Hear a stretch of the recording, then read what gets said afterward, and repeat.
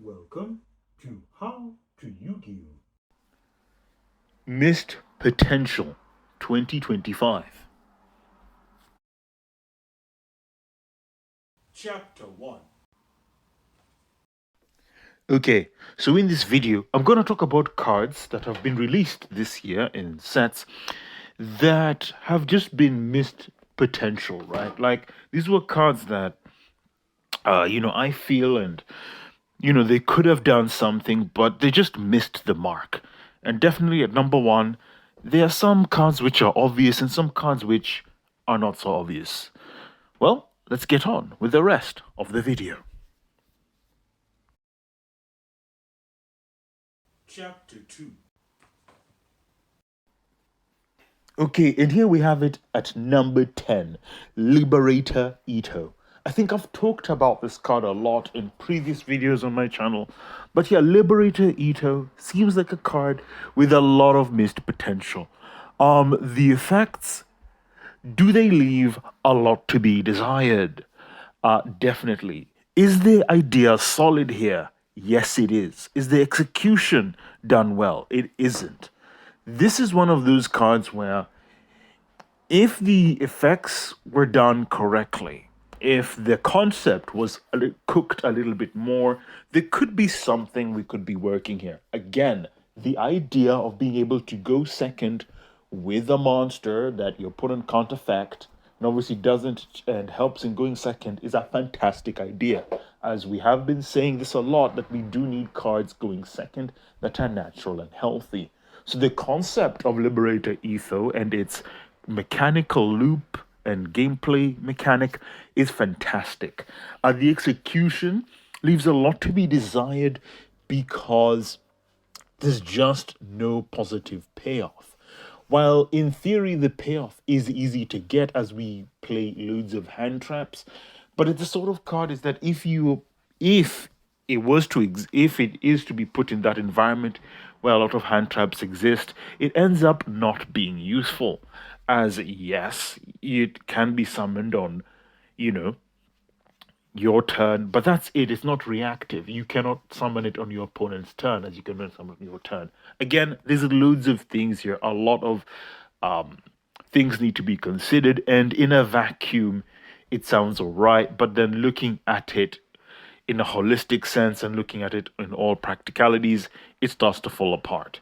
Which is a shame, really. Again, I feel like this idea, there is something good here. There's a concept here that needs to be worked on and cooked on. So I hope Konami can take this idea and improve upon it. Hopefully next year in a set we can see something like this again, but cooked more, developed more, and improved upon.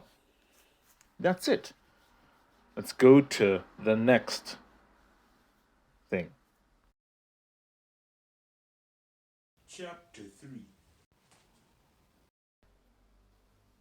Alrighty, and at number 9, Magistus Chorozo.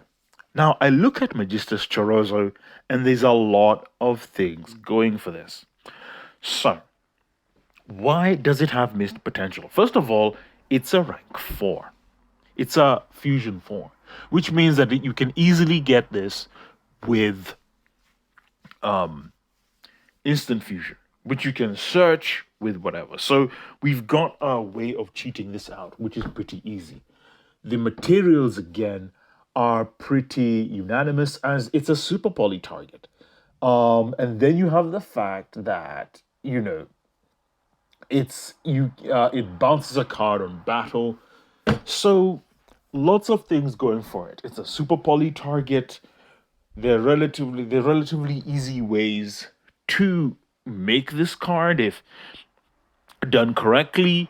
It bounces a card and it can just flow into other cards. So the potential is high. There's loads of things going here. And yeah, but again, the potential is missed. While yes, the theory and all the ingredients are there, is it about the execution? Again, it's just, it feels like there's something missing. It's one of these cards where, like, it sounds good on paper. Everything, in theory sort of works, but it just feels like there's something missing here.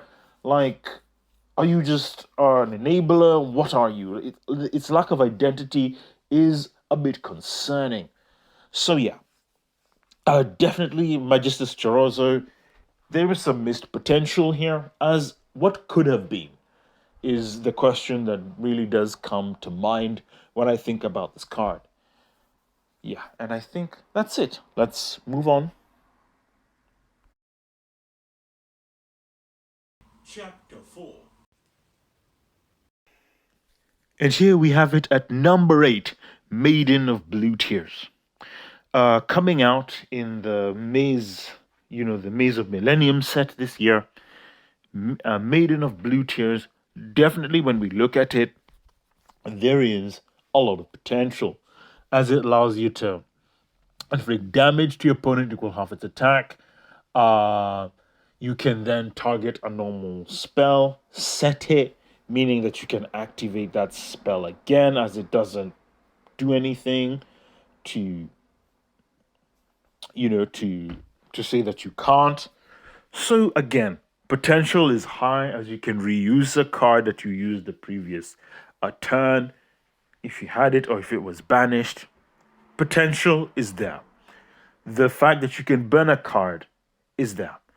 Also, sure, it targets and you can inflict burn damage, so you can use it to go for game, and the fact that you can use it in time as well is there. So the ingredients are there for greatness. So why has this card just not delivered? And I think this is a card is a bit of a mystery, because early on when it was released, it was in a lot of decks. But then it just faded off into the sunset, and we don't see Blue Maiden for the rest of the year. And I think this is very interesting and is very telling of a card that has missed its potential. While there is something here, and yes, time is a factor, but again, it is a trap. And I think it's such a is it a shame? It is, because the concepts are here. The fact that we can burn a card, the fact that we can reuse a spell. Mind you, it's a turn late, but you get the general idea. So recycling of resources in your grave or banishment, which is a spell, which are very hard to get back in Yu-Gi-Oh, by the way. Let's not kid ourselves here. Getting back a spell to reuse again on that turn is a great way to come back. And yeah, I feel is one which is a shame. I feel like this is a card which it is very close to greatness, but I think it needed to cook a little bit more in the oven. I think it started off strong, but then the weaknesses of the card and just the implementation and a lot of things came into the forefront as other cards got released later on this year, and it was one of these cards that just got cut in the end. So yeah, Maiden of Blue Tears, definitely. There's something here that was good, and it did do some damage, obviously, to the game, and pun intended. But yeah, it definitely left tears, as it's not being used anymore. Let's move on to the next part. Chapter 5. And at number 6, we have Mulcharmy Meowls. Now, Mulcharmy Meowls definitely is one of these Mulcharmies that, at the beginning of the year, saw a lot of play. Mind you, because of, Malice. But as soon as Malice has left the scene, and or left the competitive scene, and we can say rather, what is it? Memento. All of a sudden, Meowls has just vanished, and it's a bit interesting, really, because Meowls isn't a bad card as a Mulcharmy. It deals with graveyard and banishment, so it shouldn't be really bad, because again, in theory, you should be able to use it against Yummy. You should be able to use it against the current meta that we have now. It's not exactly dead. So, but in general, like, yeah, it is a bit of a missed potential here coming out this year. So it is weird because the other Mulcharmies have done relatively well, with Fewer Loss being the standout card. But yeah, there we go. Missed potential card is Meowls coming out this year, and it just flopped. It had its one time in the sun, and then it just faded from obscurity. While it looks to be a format concentrated card, and definitely looks to be a card that would only be used in certain formats. And I guess it's not a failure at this point, as the potential can still be tapped in different formats. So yeah, that's Meowls for you. Let's go on to the next part. Chapter 6. And here we have number 5, the Duke of Demise. Now, when I look at the Duke of Demise, there is a lot, and I mean a lot, of things going for this card. First of all, let's take into consideration Fiend as a type and zombie hasn't gotten really good support over the years. But Duke of Demise looks to be one of those cards that helps both fiends and zombies, right? But majority zombies, right? Really take off, giving zombies an additional summon. I think we've seen this before. Any deck that usually gets an additional normal summon we've seen in Yu-Gi-Oh! Has been something that can break the game wide open. We saw this definitely with Brilliant Fusion back in the day, with Gemrite Seraphonite giving everyone an additional summon. We know what happened to Brilliant Fusion, that got banned, and it's brought back limited to 1 in our recent list we've had. So yeah, giving an additional summon to zombies is fantastic. Helping the type with fiends again is also fantastic. Also, again, given the fact that it can be used for fiendsmith shenanigans, as it's a fiend. And it's conveniently a rank 6, level 6, meaning you can go to rank 6 place to make that oh so ever familiar rank 6 that we know of, right? There's just a lot of things going for this card. There is a lot of things that it can do, a lot of recursion, a lot of follow-up. This card and its effects, as you can see in front of you, there's a lot here that has been done right. So why has it not delivered? This is a card that's a bit of a mystery, especially for 2025 in releasing. This is a card that when we look at it in detail, there is no reason for failure. There's no reason why this card has not succeeded. There's no reason why we don't see this card more in deck builds and other things. I think part of the reason why this card just doesn't see play is it's not that it doesn't do enough, but there is just it's competing with other fusions that do much better things, which is very confusing as part of the Fiendsmith package. Duke of Demise is one of those cards that just doesn't come up in there. There are other rank level fusion 6s that you would make, which is obviously some other cards. I can't remember their names now because I'm not familiar with the Fiendsmith package, but you get the general idea. There are sort of better things you could be doing, so Duke of Demise gets cut. And another thing as well, the main issue with this, and when its usefulness in Fiendsmith is gone with zombies, it's very difficult to make this card, as there's no current way of really making Duke of Demise in zombies, really. And for fiends as well, they wouldn't really want to make this card either, as fiends are already fully supported with Unchained, leaving Duke of Demise in just a weird limbo state, as where it doesn't feel like it supports the types that it was supposed to support. It doesn't support fiends because fiends already have their own thing. It doesn't support zombies, as zombies would love to get this out, but there's basically no way for zombies to get Duke of Demise out in a timely manner. And so here we have the problem of Duke of Demise, as zombies would love a card like this, but there's simply no way to just make it easily in zombies. And that's about it. Let's move on. Chapter 6. Okay, and here we have at number 4, Azamina. When we look at this fusion monster for Azamina, right, there is a lot of good things here. When we look at the effect, the fact that while it exists, your opponent cannot activate monsters with 0 attack.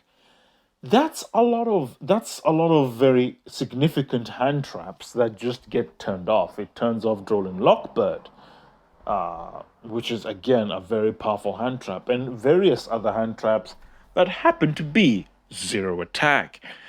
It turns off Ubel and again it could even come up with Yummy, as it turns off a lot of the Yummy monsters, as a lot of them are 0 attack. Call that what you will. Anyways, the point I'm trying to make here is that Azamina here, especially with the Azamina support that we've got this the beginning of this year, there is a lot to not leaving just a lot to be desired, but there's a lot of reasons why Azamina as a archetype shouldn't be failing. Again, these are very significant effects. Being continuous effects again means that these become relevant as it doesn't activate. It's furthermore a 4,000 body, so it's a very strong monster here. And sadly, it's just failed to deliver. It's failed to take Azamina over the edge in 2025. And this is why I say it's missed potential. Such a shame here, as I believe this is not a bad card. I don't think it is a bad card. But I think just because it cannot... this is, again, it can't be destroyed by card effects. Wow.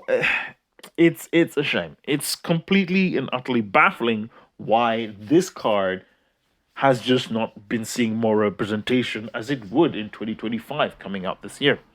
But I guess where there are winners, there must be losers, and Azamina is one of the biggest losers for this year. Fantastic boss monster design, and it just doesn't deliver. Let's move on to the top 3. Chapter 7. And I think we have come at 4th place. Sorry, I was saying the top 3, but we're still, not there yet. So at number 4 is Saint Azamina. And oh my goodness, what a boss monster this is. Compared to Azamina, Saint Azamina is absolutely divine and is, as the name suggests, a real saint. This card's ability is so unique, so fantastic as a boss monster, right? We just don't see this effect enough. And I'm gonna say it just means it just basically states that you cannot move cards in your opponent cannot move any cards in the graveyard. This comes up so much in Yu-Gi-Oh right now for a lot of decks that as a boss monster concept, it's fantastic. So many decks in Yu-Gi-Oh now, especially in 2025, need the graveyard. Whether it's a Raizio, right, with Eclipse, whether it's Malice with Splash Mage. We can go to the current meta now with Yummy, with how it moves in the graveyard, right? So you can't even use the effects of the Yummy. Yummy just fails to function. Again, we've got Crystron with K9, which is considered to be a very strong archetype. That just fails to function as the Crystron side of things gets screwed over. With Dragontail, again, any movement in the graveyard from Dragontail, that just fails to function. So this goes to show that the effect on Saint Azamina isn't to be scoffed at.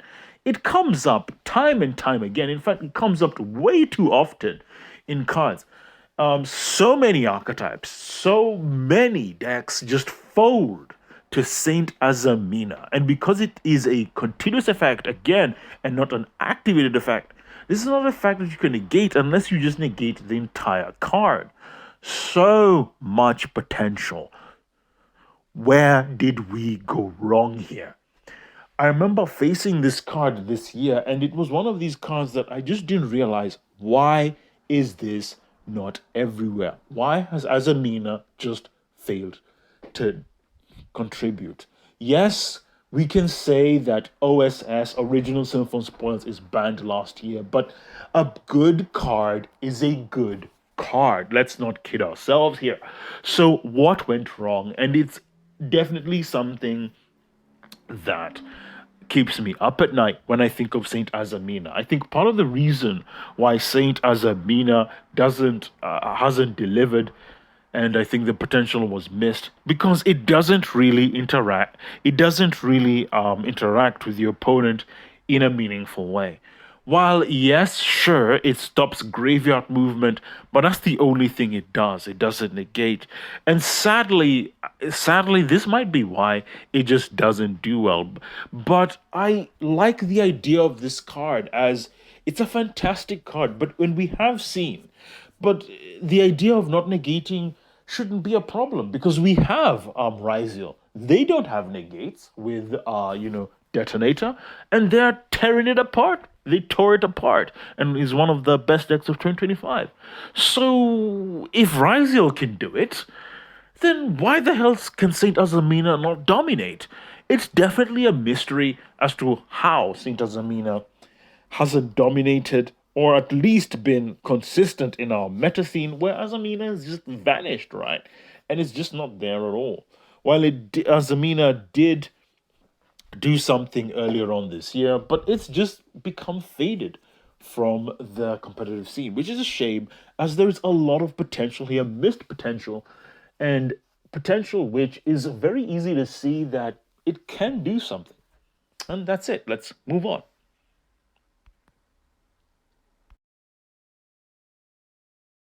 Chapter 8.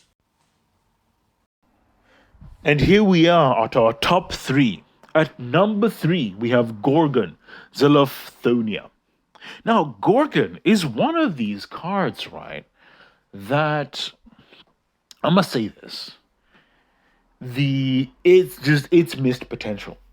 And truly Gorgon was robbed. Gorgon was robbed this year. Absolutely robbed. It was only played once and then just not played again. This is a card that was only in one regional and then we just don't see this card again. What went wrong here? Why is this card not played more? The ingredients for greatness is there. Yes, there is restrictions on this. I think most players know this. You can't like link climb, or you can't just do some shenanigans. But again, this is a board breaking extra deck monster that you can just make. So what's wrong with this? I think part of the reason that this doesn't, as a concept, right? Gorgon Zilofthonia is a fantastic card, and we do see board breaking extra deck that we have used before. There is Underworld Goddess of the Closed Moon. That is everywhere, and we do use this. So with that idea in mind, then making a card similar that does something similar to that can sort of help. But I think part of the problem with Gorgon of Zilofthonia is it tries to do everything, but then ends up doing nothing. As a negate card, there are better negate cards you could be using. As a clearance card, card or blocking card, there are better blocking extra deck cards you could be using. It has so many things that theoretically it can do, but it ends up not doing any of them well. And that's part of the problem why this card has faded, I feel, from the spotlight. That's not to say that it is a bad idea. I think, again, these are all the cards on this list of top 10 missed potentials are fantastic ideas. And I think Gorgon Zilofthonia is a card that should have done something this year. If more, that's why it's high on the list, as the potential is much higher. It's at third place. There's so much going for this card, which is right. Now, it may not have executed it well in practice, and we've seen that fail, and that's why players are not playing this card anymore. But that's not to say it's totally botched. There is definitely something here, and maybe next year or in a few years' time, we can definitely see the greatness that is Zilofthonia. But for now, as he looks, he or she is just not doing too hot right now. And let's go to the next card. Chapter 9. And here we have it. At second place, Gordian Slicer. Oh my goodness. What went wrong? Where is the adoption rate? Where is the justice? Where is the love? Gordian Slicer to me is one of these cards where there's no reason why this card is not adopted. Absolutely zero reason. So, I think I've talked about this before in a previous, video. Let's go over Gordian Slicer again and just look at it from strength to strength. First of all, it's a board breaker. Now, board breakers, as we know in Yu-Gi-Oh, can be negated, right? And can be stopped with spells or traps. So this is a concept that Konami had for the first time, being a board breaker that cannot be negated, which doesn't exist. So already you know that this is fantastic from the offset. Another part of it as well is that you can target, cards, obviously, up to the number of cards in your extra deck and banish them face down so you can't get them again. So, fantastic. Again. And the way we look at this card is just an OTK card. You just go into your opponent's turn, going first, slap a slicer, slice their board. Yes, it targets only face-up cards and it doesn't target face-down cards, but still, you have a board breaker your opponent cannot respond to. You bounce all of their cards that are face-up, which is all their monsters, right? Sure, some cards have targeting protection, but I think you fail to see the point. We are basically bouncing all relevant cards from our opponent to the hand. They cannot respond to these cards, cannot respond to Gordian Slicer, whereas every other board breaker can be responded to. As most say that you cannot use monster effects to respond to them, but you can still respond to them with this with the counter trap or a spell or trap, dodging or whatever it is. But Gordian Slicer has none of that. This card is resolving when it is activated, so it will always pop off.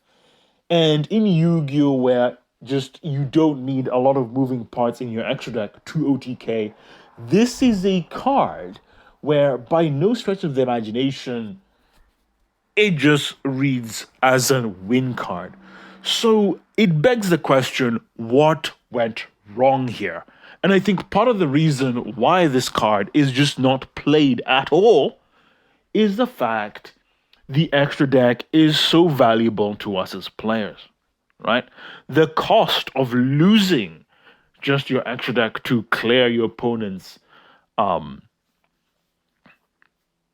board is so high in Yu-Gi-Oh right now, and I think always will be. And another thing that again has stopped this card's adoption rate, as this card would have been used in anti-meta strategies. But in Yu-Gi-Oh! And especially in TCG right now, a lot of floodgate traps, for very good reason, have been limited and the best ones banned. This means that the home that it would have, it doesn't have it anymore, as that home just doesn't exist in TCG right now. And in OCG, essentially, they do have all the floodgate cards, free at at full power.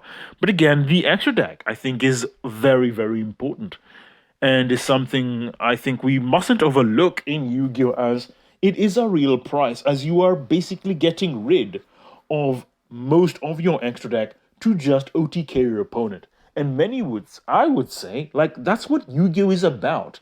We OTK our opponent anyway, and we don't really use a lot of cards in our extra deck to do it.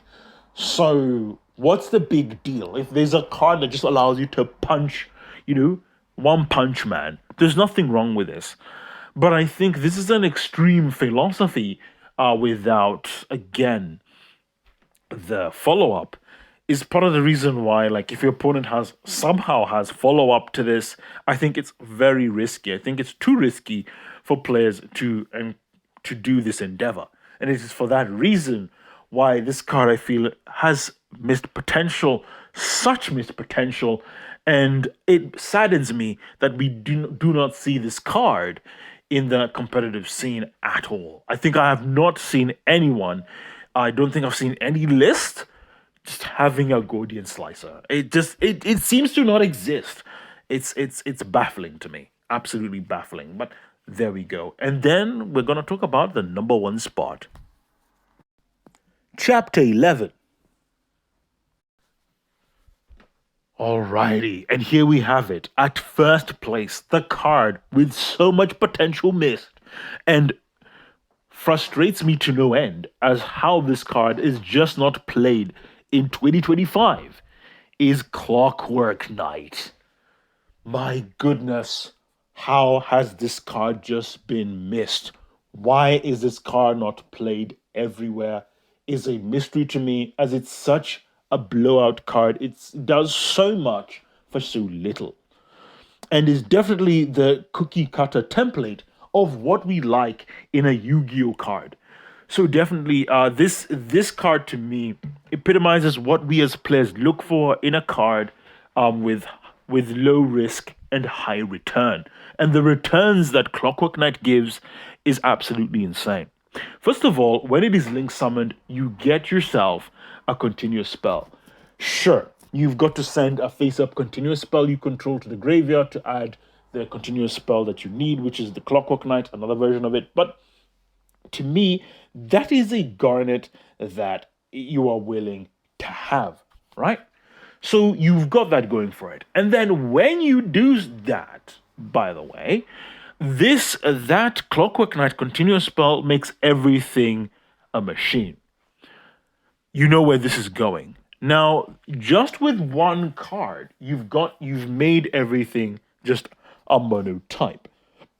This means that if you happen to have a Cyber Dragon, what you would have used to summon this, by the way, had it been a level 1, which was ironically, which you can get in a myriad of ways, okay, which you can search. Again, you don't need to play. Here's the thing. You wouldn't need to play, right, a lot of Cyber Dragons. You'd only need to play just one Cyber Dragon with 1,000 or less attack, which you can search. Which is again, not a lot of investment for a card or one for one. You get the general idea. Now, on top of all of that, what this card then says, right, is that once you've added that Clockwork Knight, which you got off this card, by the way, all in one combo, which you can then revive, you get the general idea, because you'll add this continuous spell that does this. You then contact fuse your entire opponent's board, because you've made them all machines, as you can go into the Chimera Tech, fusion monster by contact fusing all machines in both players' fields, which you were able to do so, by the way, because, right, you have the Clockwork Knight there, all off of one card, which again could come off a special summon. I want you to just imagine this for a moment, that you are going second. You have Clockwork Knight, and one link one basically can threaten the entire opponent's full board by cleaning it up. Okay? This is ridiculous when I thought about it of what the power level of what Clockwork Knight could do. And granted, we've had so many ways to go second, but never have I seen a way to go second that completely clears the opponent's board. And then you've got to add on to the fact that the continuous spell you have search, which is itself, if that gets destroyed, you can add an Omni Negate from your deck to your hand. So on top of all that, on top of clearing your opponent's board and just contact fusing, right? You can just add an Omni Negate. The cherry on top. So yeah, Clockwork Knight has been robbed. Robbed from players' decks, robbed from the experience, and just robbed. This is such a missed potential card, and such a card that I don't understand how this card failed to enter decks, extra decks. I don't understand how this failed to just enter the zeitgeist in the meta scene. The thing is, if this was 2024 and this card was released, you would see this card everywhere. So this is not a bad card by any stretch of the imagination. Let's get one thing clear. This is a great and fantastic card. One card to clear your opponent's board and to get yourself an Omni Negate on top of that. That is absolutely fantastic card. Low resources, high return. That's what I'm talking about. And that's how when I see Clockwork Knight, I am just absolutely just saddened as to the speed of the game. And I think Clockwork Knight really showcases here that we've come so far in terms of power levels that a contact fuse of your opponent's entire board is not strong enough. What does that tell you about where we are in the game? But obviously, on a flip side, I do not think, and while I may be overemphasizing things, I think Clockwork Knight is going to have a time to shine. I think this card isn't, as bad as people make it out to be. There is a lot of potential here, and I think this is a card that has been yet to be discovered. And I do feel, once this card is discovered, there will be a lot of nonsense going forward. Let's head on to the conclusion. Final chapter. And here we are at the end. All I've got to say is that when it comes to missed potential, Clockwork Knight is definitely a monster that I feel has been robbed. Coming out at the beginning of the year, so many points that of contention that is just fantastic. Just knocking it out of the park with effect of effect of effect. Fantastic effect. Great extension. Going into a contact fuse, which you can do. I think I explained about it, in an earlier video this year. So much going for this card. And just absolutely just failing to just enter the competitive scene in any way. While granted it has been used in Crystron, but I feel there's just so much more as a package, right? I feel like that's not much to ask for. It's a great way to just you're going second, you search one card, and then this one card just goes out of proportion and just completely just rolls your opponent. But I guess that's where we are in Yu-Gi-Oh! And I think part of the reason why I think Clockwork Knight might not have seen wide adoption is because, are you playing a Garnet? I mean, technically you are, but really, it's not really a Garnet because you can use it. I think the Garnet is a continuous spell. I think if your deck doesn't have continuous spells to begin with, then Clockwork Knight is not really useful. But I would say that's not necessarily the case because continuous spells can be used as floodgates and you can use them. Like we've seen deck lockdown be used before. Come on, guys. This is not exactly like a rocket science here. So it's not that, you can't use continuous spells. Continuous spells do exist. They are there. But I think this is something that's not a common feature in Yu-Gi-Oh! Just yet. I think it's a new concept for players, as we basically just mainly use continuous traps most of the time, but we don't really use continuous spells. Not generic ones anyway. The only continuous spells we'll be using are archetype focused. Generally, continuous spells, unless they're archetype focused, are not used by the community at all. And that's something to consider as just the usage of just the general adoption rate to just think maybe I can use a continuous spell is something that I don't think as a community, as a player base, we think about. And I think that's it really. Tune in next time as I'll talk about more things on this channel. Hope to see you soon. We come to the end of this video. So, as I like to say, you are one step closer to becoming a Yu-Gi-Oh! Master. My fate, right, is in your hands.